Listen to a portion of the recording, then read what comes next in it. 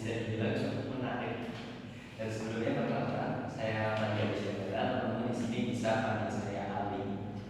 Nah, saya dari program studi atau psikoterapi semester 5. Gitu. Nah, jadi pembahasan kita ini tuh sedikit nyenggol terkait dengan mata kuliah psikologi pribadi misalnya. Kalau misalnya teman-teman nggak asing ya, psikologi pribadi itu membahas terkait dengan bagaimana manusia itu berkepribadian sesuai dengan perspektif Islam. Gitu. Jadi kita masuk ke dalam definisi dari nafs. Nafs itu apa sih? Nafs itu apa? Ada tidak? Nafs itu apa? Jadi nafs ini itu diartikan sebagai ruh, nyawa atau tubuh yang sama. Itu secara sederhananya. Jadi ruh atau nyawa. Nah, pengertian secara istilahnya atau secara jasmanianya itu adalah kekuatan hawa nafsu, syahwat, amarah yang berada dalam diri manusia.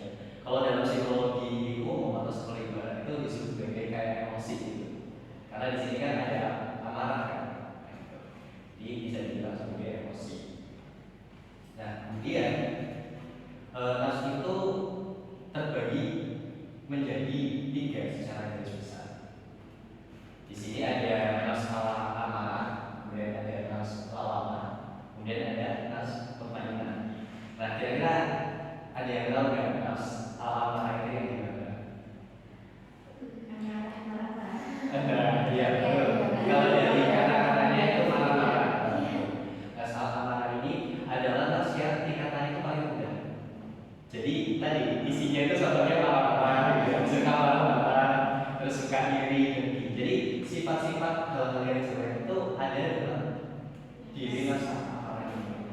Nah, di sini ada sedikit penjelasannya terkait dengan nafs amarah. Tapi dalam ini untuk secara garis besar ini ada 3. Tapi untuk pembagian yang lain ada yang menyebutkan ini terbagi menjadi 7. Bahkan ada yang 9. Ini ada terbagi nafs amarah, al-lawamah, kemudian nafs al-mutmainnah, kemudian nafs al-mutmainnah, dan yang kelima ini ada al-mariyah, terus ada 6 al-kamilah, terus yang terakhir yang 7 ini ada nafs al-qadiyah. Ini sebenarnya itu masing-masing ada penjelasannya. Dan ini itu biasanya itu ada yang secara definisinya itu mirip, tapi cuma yang membedakan itu sedikit banget gitu. Itu makanya terbagi jadi 7. Nah, makanya kita akan bahas secara umum saja. Yang pertama itu ada nafs alamah, tadi kita bahas lagi. Jadi nafs alamah itu sering disebut sebagai nafs al-amanah bi al-syur. Dan dipahami sebagai dorongan nafsu dalam diri manusia yang cenderung mengarahkan kepada keburukan. Jadi nafsu al-amarah ini mengarahkan manusia pada keburukan. Nafsu amarah digambarkan sebagai bagian dari kesadaran manusia yang berada pada tingkatan yang paling rendah. Jadi kalau orang-orang yang memiliki nafsu al-amarah ini itu bisa dibilang sebagai orang yang memiliki tingkatan yang paling rendah, karena mereka memiliki kecenderungan pada nafsu al-amarah itu tadi. Orang ciri-cirinya apa, sifat-sifatnya contohnya itu ada al-bulan yang bakhil atau pelit, kemudian ada al-girs.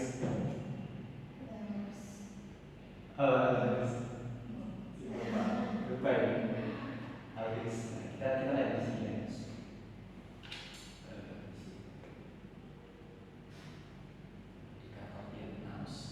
Nah, al-girs di sini itu ada pemikiran yang besar. Tapi sebenarnya apa bisa pemikiran yang besar? Tapi dari maksud dari al-girs di nafs al-amarah ini itu adalah al-girs yang memiliki ambisi besar dalam hal duniawi. Jadi hanya mementingkan dunia saja. Dan yang kedua ada al-hasad, yaitu iri dan dengki. Kemudian ada al-jahil. Tapi di sini tuh bukan artian bodoh kayak dalam pelajaran dia itu bukan ya. Tapi bodoh adalah mereka itu nggak bisa menerima kebenaran atau nggak bisa yang membedakan antara yang baik sama yang buruk. Nah, itu al-jahil. Sebutan al-jahil untuk ini nafsu al-amarah. Gitu. Kemudian kita next balik lagi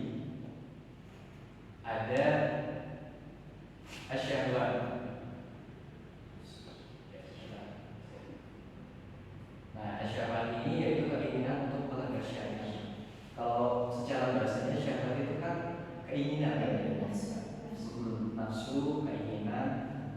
Nah, yang diartikan di dalam nafsu al-amarah ini asyhadu itu sebagai keinginan yang besar untuk melanggar syariat, untuk melanggar hal-hal yang dilarang oleh agama, bahkan oleh Tuhan sendiri. Nah, itu disebut sebagai asyhadu. Jadi orang-orang yang memiliki kecenderungan untuk melanggar berbagai syariat yang telah ditetapkan, itu bisa masuk ke dalam kategori orang yang memiliki nafsu al-amarah. Beda dalam tiber itu merasa besar, merasa besar. Apakah hal yang merasa besar itu merasa hebat, membanggakan diri gitu ya. Terus kemudian ada hal itu mah sebenarnya apa manusia itu mah.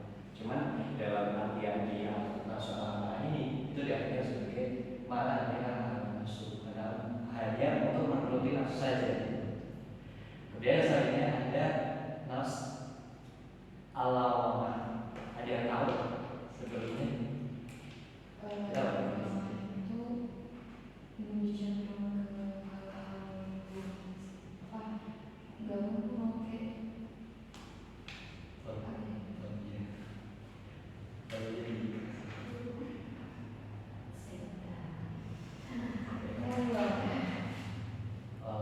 Yang kedua adalah lawamah.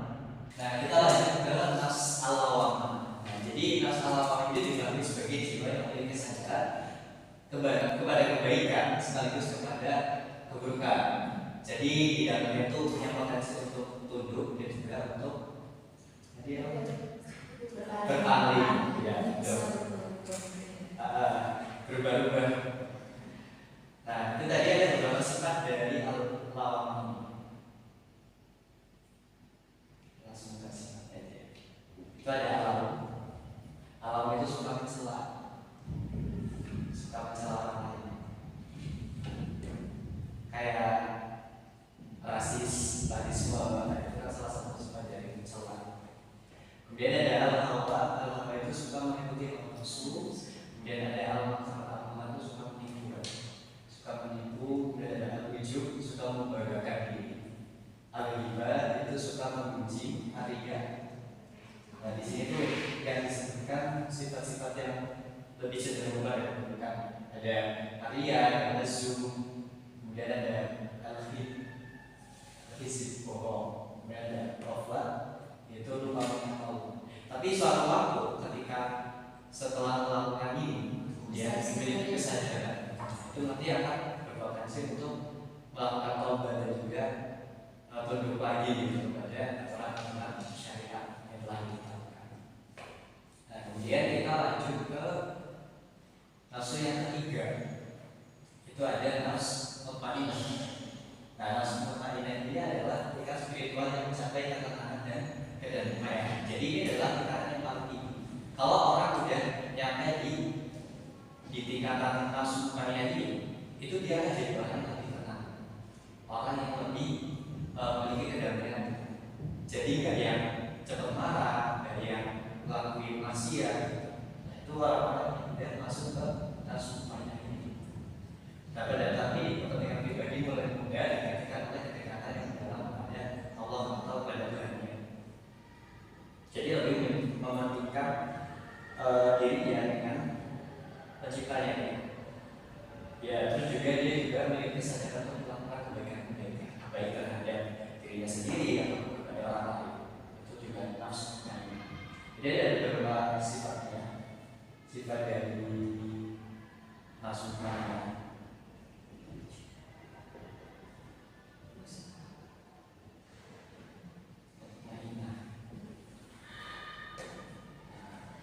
Mutmainnah juga memiliki sifat.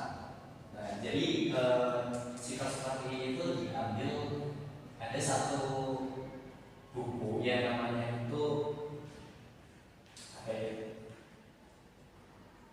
Jadi intinya bukunya itu menjelaskan terkait dengan konsepnya itu taraka. Tahu taraka? Jadi taraka itu jadi ini tuh diambil dari sebuah buku dosen saya kebetulan, yaitu punya buku itu membahas tentang ini. Jadi buku itu untuk rujukan metode penyembuhan, lebih ke menggunakan terapi sihir untuk para penyintas ini, penyintas kecanduan narkoba. Nama bukunya ini ada kita ingat. Nah ini juga menjelaskan terkait dengan nafsu ini juga. Nah jadi contoh-contohnya itu nanti dari. Nah ini ada beberapa contoh sifatnya. Itu ada raju, tidak tidak. Artinya orang yang memiliki budaya sampai pada tingkat nafsu makna ini itu mereka nggak akan pelit ya orang. Jadi nggak gigil. Kemudian ada tawakal, mereka akan berpasrah diri kepada Allah. Kemudian ada ibadah. Nah jadi mereka melakukan ibadahnya tujuannya untuk Allah. Nah kemudian ada syukur atas nikmat Allah yang diberikan, yang Allah berikan. Kemudian ada ridho, rela terhadap hukum dan ketentuan Allah.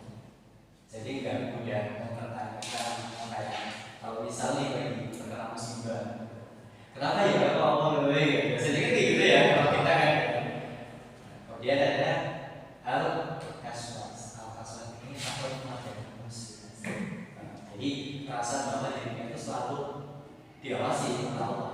Jadi apapun yang dia lakukan itu Allah itu lihat. Jadi dia rasa akhirnya itu musuh rasa takut untuk melakukan maksiat. Next bisa dipahami atau? Oh insya Allah bisa. Oke. Selanjutnya ini ada kita coba bahas ini ya.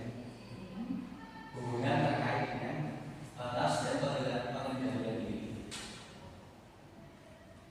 Nah di sini tuh ada spiritual development atau pengembangan spiritual. Jadi orang kalau udah tahu belajar terkait dengan nafsu, dan terus kemudian menerapkannya, mereka itu akan spiritual mereka akan mengalami pengembangan spiritual dalam spiritualnya.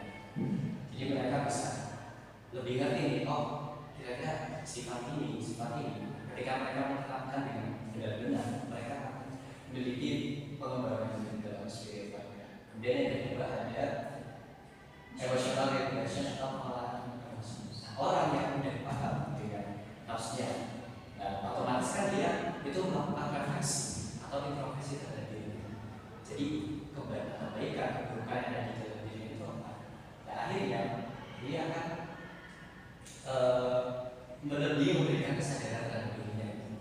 Contohnya, oh hidup itu baik ini. Nah akhirnya mereka akan lebih cenderung mementingkan apa ya? Kayak, oh ini kira-kira baik atau enggak? Kalau misalnya baik, lakuin. Kalau enggak ya jangan. Nah secara emotional regulation ya, secara mengendalikan emosinya, entah ketika mau marah atau mau sedih dan lain sebagainya, itu kan mereka akan berpikir secara bijaksana. Orang-orang yang sampai pada titik itu juga kan akan lebih bijaksana dalam menghadapi suatu masalah atau situasi yang mungkin kalau orang-orang seperti kita itu kita udah marah gitu, kita udah nangis gitu. Nah orang-orang yang udah sampai titik itu tuh mereka akan lebih bijak gitu dalam meregulasi emosi. Dan yang terakhir itu ada kesalahan. Nah kesalahan itu intinya kayak orang yang udah belajar itu akan selaras gitu dengan orang ini. Paham?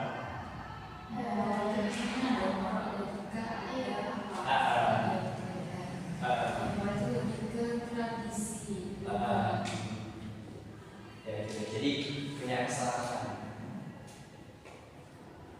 Kira-kira ada yang mau diskusi ya? Atau cukup nih? Berarti kan tadi harus kemarinan tuh memiliki hubungan benar-benar nggak sih kemarifatan kepada Allah kalau tadi ya kan? Tasawuf gitu. Iya tasawuf. Iya, kalau tasawuf ya. Marifat itu kan dikatakan paling tinggi, di mana marifat itu orang yang mencari marifat itu mereka akan lebih tenang dan lebih damai, lebih fokus ke ya udah ibadah untuk Allah. Ada lagi? Tadi terkait apa sih dari Mas Ilham ini kan ada apa namanya tidak bermaksud ya.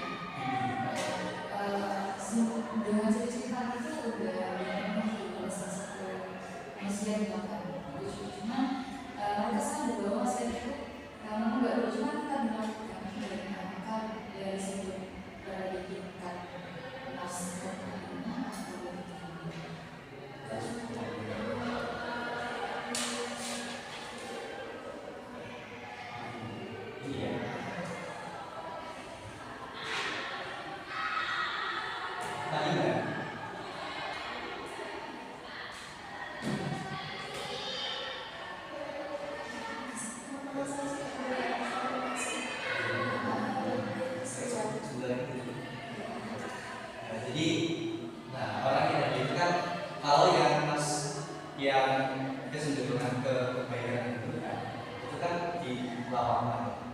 Jadi tadi ketika sadar